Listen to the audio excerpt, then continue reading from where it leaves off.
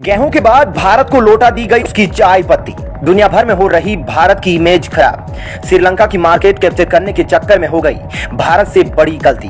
दोस्तों, भारत के लिए इन दिनों कई बुरी खबरें निकलकर सामने आ रही है और ये खबरें लगातार आती भी चली जा रही है। पहले तो भारत ने गेहूं की वापसी का सामना किया, लेकिन भारत अभी इस चीज से बाहर निकला ही नहीं था कि अभी एक खबर और सुनने को मिल रही है, जिसमें यह पता चल रहा है कि यहाँ पर भारत ने जिन जिन देशों को अपनी चाय पत्ती एक्सपोर्ट की थी, उनमें से ज्यादातर देश भारत की चाय पत्ती लौटा रहे हैं। इसके पीछे की जो वजह बताई जा रही है, उसको जानने के बाद भारत की तरफ से कई बड़े कदम भी उठाए जा सकते हैं। दोस्तों, इन दिनों भारत के साथ कुछ ठीक नहीं चल रहा है।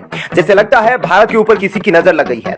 जैसा कि आपको पता होगा, अभी हाल ही में तुर्की ने भारत के गेहूं को वापस कर दिया। उसके बाद यह गेहूं इजिप्ट भेजा गया, लेकिन इजिप्ट ने भी इस गेहूं को लेने से इनकार कर दिया। लेकिन अभी भारत की चाय पत्ती को लोगों ने लेने से मना कर दिया है और जिन्होंने लिया था उन्होंने वापस लौटाना शुरू कर दिया है। यहाँ पर भारत की चाय पत्ती को वापस किया जाने लगा है। आखिर इसके पीछे वजह क्या है? सभी देश मिलकर ऐसा एक साथ भारत के खिलाफ क्यों कदम उठा रहे हैं? चलिए आज की इस वीडियो में हम आपको बताते हैं और बढ़ते हैं वीडियो की तरफ। दोस्तों, ये मुद्दा भारत के लिए इन दिनों काफी ज्यादा बढ़ता चला जा रहा है और पूरी दुनिया की नजर भारत के ऊपर बनी हुई है।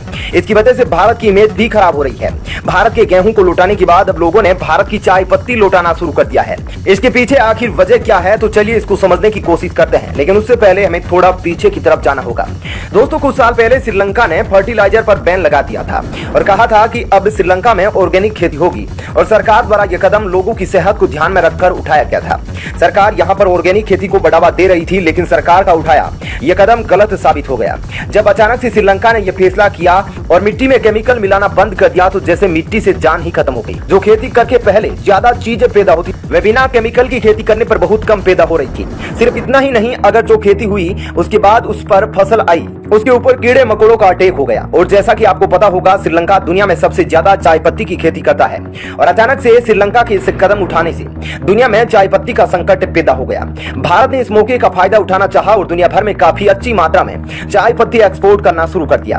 दोस्तों, भारत के इस कदम से भारत को काफी ज्यादा फायदा भी होना शुरू हो गया और भारत ने श्रीलंका की एक तरह से मार्केट भी कैप्चर कर ली और यही मार्केट इस समय भारत के लिए मुसीबत की वजह बन गई है, क्योंकि श्रीलंका जो देश को चाय पत्ती बेचता था, वह ऑर्गेनिक फार्मिंग के तहत बेचता था और इस चाय पत्ती में कोई भी तरह का केमिकल नहीं मिला होता था और उस चाय पत्ती की कीमत भी काफी ज्यादा थी। लेकिन भारत की जो चाय पत्ती की खेती होती है, उसमें केमिकल मिलाया जाता है। इसी को देखते हुए यहाँ पर कुछ देशों ने शुरुआत में तो इसका इस्तेमाल किया, लेकिन जब उनको पता चल गया कि इसमें केमिकल पाया जा रहा है, तो उन्होंने ये चाय पत्ती वापस करना शुरू कर दिया। दोस्तों, इन देशों ने भारत की चाय पत्ती ये बोलकर वापस की कि भारत की चाय पत्ती में केमिकल काफी अधिक मात्रा में पाया जा रहा है। आज खबर निकल कर आ रही है कि बहुत देशों ने इस समय भारत की चाय पत्ती वापस कर दी है और आने वाले समय में और भी देश भारत की तरफ से चाय पत्ती वापस कर सकते हैं। इस चीज से भारत को काफी ज्यादा नुकसान होने वाला है, क्योंकि जैसा कि आपको पता होगा, जब कोई देश किसी देश का सामान वापस करता है तो उसे देश की इमेज खराब होती है और यह बात किसी से छुपाई भी नहीं जा सकती,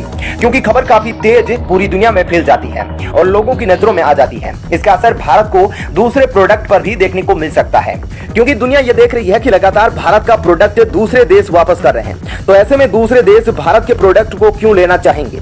तो इस चीज से काफी बेकार असर पड़ता है किसी भी देश की इमेज पर। दोस्तों, श्रीलंका की मार्केट को कैप्चर करने के चक्कर में यहाँ पर बहुत लोगों ने लोन लेकर चाय पत्ती की खेती शुरू कर दी और बागान लगा लिया। ऐसे में उन लोगों को काफी ज्यादा नुकसान हो रहा है। अब बहुत लोगों के मन में सवाल चल रहा होगा कि भारत भी ऑर्गेनिक खेती करके दूसरे देशों को चाय पत्ती बेच सकता है। तो हम आपको बताना चाहेंगे कि यहाँ पर भारत में भी ऑर्गेनिक तरीके से चाय पत्ती पैदा की जाती है, लेकिन उसकी संख्या काफी कम है, क्योंकि ऑर्गेनिक खेती करके चाय पत्ती तो उगा सकते हैं, लेकिन भारी मात्रा में इसको पैदा नहीं किया जा सकता। इसको लेकर सरकार की तरफ से कोई फैसला नहीं लिया जा सकता। जिस तरीके से केमिकल का इस्तेमाल काफी अधिक मात्रा में किया गया है, इसको थोड़ा कम किया जाना चाहिए। और जिस तरीके से दूसरे देश भारत की चाय पत्ती वापस कर रहे हैं, इससे भारत के खजाने पर भी असर पड़ेगा। इसको लेकर आप क्या कहना चाहेंगे? यहाँ पर भारत को इस समय क्या करना चाहिए? आप अपनी राय हमें नीचे कमेंट बॉक्स में लिखकर बता सकते हैं। दोस्तों, वहीं रक्षा मंत्री राजनाथ सिंह ने हनोई में वियतनाम के राष्ट्रीय रक्षा मंत्री जनरल फॉन वॉन गियांग के साथ द्विपक्षीय बैठक की। इस दौरान कई मुद्दों पर चर्चा हुई। राजनाथ सिंह इस समय वियतनाम की 3 दिवसीय यात्रा पर है।